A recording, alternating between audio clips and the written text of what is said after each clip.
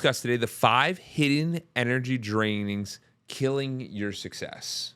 I was told that I'm not struggling, my energy is struggling. What does that even mean? And I started to realize that we all have drains in our life that are taking from our energy. They're taking what we need and they're not providing us the return we want. And those 5 are digital overwhelm, toxic relationships, poor boundaries, decision fatigue, and physical. Okay. I did like 5 takes, so we're restarting this. The 5 hidden energy drains that are killing your success. You're not lazy, you're leaking energy. There are the 5 hidden drains that sabotage even the most disciplined entrepreneurs.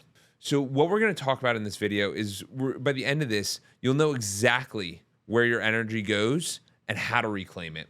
And the 5 topics, the 5 areas we're going to discuss on are digital overwhelm, toxic relationship and energy vampires, poor boundaries and overcommitment, decision fatigue and mental clutter, and physical neglect and poor recovery. So let's dive in. Digital overwhelm. How many of us are getting text, emails, Snapchats, Instagram, YouTube recommendations, Netflix recommendations, your son calling you, your daughter calling you? How many of us are dealing with it? And there's a point where it goes, this is too much. I can't do this anymore.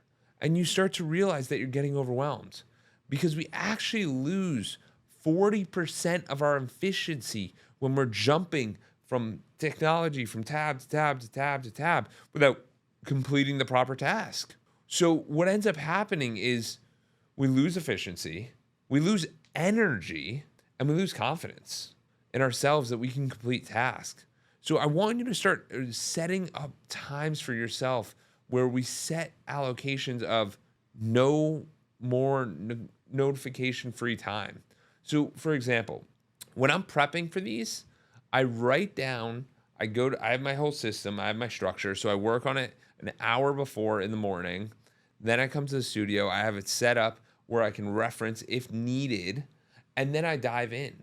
And the truth is here, guys, if you don't set up systems, then you're going to be bothered nonstop. Like I don't even have my phone on me right now because I need to be focused on this task at hand. And I can't keep thinking about 40 different things. So the best way to do it is focus on time where you are fully focused, fully immersed in the activity that you want to get done, and then put the phone to the side because most of the notifications can wait. The second thing is toxic relationships and energy vampires. How many of us have friends and maybe even family that take our energy in a very negative way? And what I mean by that is you might be a very positive person. You may be on the journey of trying to provide more value, and people around you are, we'll call them negative Nancy's. They're upset. They're always, something bad happens, and you're always trying to cheer them up. And it just takes a lot of energy. And you start to realize, is this worth it? Is this what I want to be doing? Is this how I want to allocate my time? And you start to realize that there is a value on that, and it does take out a lot of energy. So I want us to start to become aware of how are we losing energy? How are we gaining energy? Where's the energy going? And we're going to dive into that a little bit further on. But I just want you to learn about the 5 sections first. So we got the digital overwhelm, the toxic relationship and energy vampire, and then we got poor boundaries and overcommitment. So what does that look like? I was doing a coaching for an insurance group, and we were talking about a similar concept of this, about energy and how to maintain it and keep it high. And what the girl said was very interesting.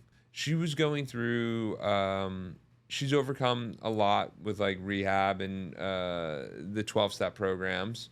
And so she wanted to give back. What ended up happening is that she was actually giving back every single night. Every night she was running a session for the 12 steps virtually from 9:30 to 10:30 at night, every night. What she didn't realize is that she's been doing it for years, and it affected her sleep schedule. It affected herself. It wasn't allowing her to show up for her different opportunities. And she sat there and realized, I overcommitted and I need to make a change today. So I'm going to ask you, what are you overcommitted to? What is slowly stealing your energy? I have another one for that as well, where I actually have a spiritual mentor, a rabbi of mine that I stay connected with. And we would meet on Friday mornings, and it would be a 45-minute drive there and back. No, it was actually 20 minutes there, 25 minutes back. Yeah, so 45 minutes. We would study for like 30 minutes, maybe 40 minutes at best. So I'm literally spending the same time driving as I am doing the activity. So I started saying to him, I was like, hey, this is too much. Because I felt like I was doing it on Friday mornings, and then my whole morning was shot. And I was just tired because I felt like I was rushing so much that by the time I actually got to work, I felt behind. So I started saying to him that, hey, we got to find a different time because this is too much for me. And that's what we did. We switched to a different time, and it's been able to optimize my experience much, much more. So you want to start to set these boundaries. If anyone's doing too much, you want to set the boundaries, and you don't want to overcommit to too many things because you do have a life, and it is hard to stay focused on the things at hand when you constantly have things pulling you in a million different directions. Then the other big thing you want to do is you want to reduce decision fatigue, and you want to remove the mental clutter. So what is mental clutter?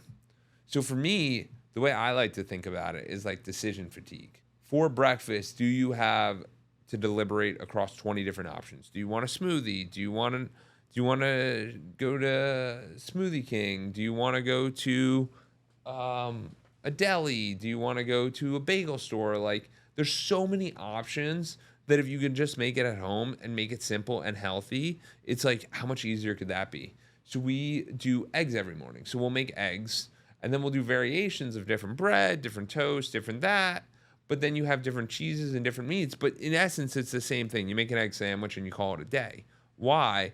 Because the more that you know exactly what you're going to do, the less decision fatigue you're going to have and the mental clutter that you're going to be thinking about. So what that means is that since you don't have to worry about breakfast, now you can focus on that next activity. And this is what me and my wife do. We make breakfast almost every morning. Besides maybe like Saturday or Sunday, we might go out, but majority of the time it's, hey, it's healthier, it's easier, and it's more structured. So it's like, why not go with this route? And then actually we honestly do that for breakfast, lunch, and dinner on it majority of the time for, like, I would say Monday through Thursday for sure. Maybe even Sunday sometimes. And it's just important, or no, actually Sunday through Friday, and then Friday afternoon we might go out for lunch. But otherwise it's just so much easier and it's so much simpler. Then the last one is physical neglect and poor recovery. So I have a Fitbit. I use the Fitbit to track my health. The reason I do that is because it tells me how my sleep is, it tells me how many steps I'm doing, it tells me how I'm improving, and you start to realize here that it's so important because if you're not optimizing your sleep, if you're not optimizing your physical health, then what ends up happening is you really start to show in your energy. You really start to lack a lot of energy, and you can't do a lot of the activities that you want to be doing because you're constantly being pulled back. Why? Because you're not able to overcome them. So some of the things I do is some of the really easy ones that actually almost anyone can implement is after a meal, try to go on a 5 to 10 minute walk. It'll help you drastically. It helps you digest. It's very European, and it really helps with a lot of those things. The other big one I try to do is the 3-2-1 rule, which is 3 hours before bed, stop eating, 2 hours before bed, stop drinking, and then 1 hour, try to do a digital detox. That one's probably the hardest for me, but I really try to do the food thing because if you eat your dinner too late, then you're not getting as well of sleep. So it's really important for us to realize these things because do we want to optimize our sleep and our recovery? That's a massive amount of our time that we allocate. You know what I mean? So you want to make sure that you're doing this in the proper way. Now, so far we've covered digital overwhelm, toxic relationship and energy vampires, poor boundaries and overcommitment, decision fatigue and mental clutter, and then physical neglect and poor recovery. So now you know the 5 areas that are that are draining your energy on a daily basis. Now that you know these, you know that you have to perform on a high level. So you have to sit there and go, okay, what's the next logical step? I know I'm doing this, but when am I? So there have been times where you might have heard something like a time audit, where maybe every hour you write down how you're doing, good, bad, whatever. And you start to realize like, hey, am I improving or am I not improving? Like, where am I spending my time? Does it make sense or is it a waste of time? Then I want you to do here, it's very similar to that. It's actually called an energy audit.